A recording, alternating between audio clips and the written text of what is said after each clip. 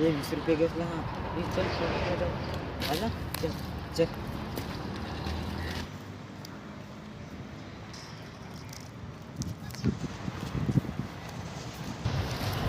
ए पैसे गवसला आपले ते त्याला केलं सांगू त्याला काय? का? काय ना? त्याला आपली सांगू का आपल्या त्याला सांगू.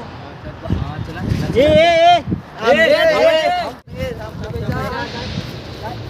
काय काय गवसले असं मला गवसले नाही तर काय हे म्हणजे ते आम्हाला गवसले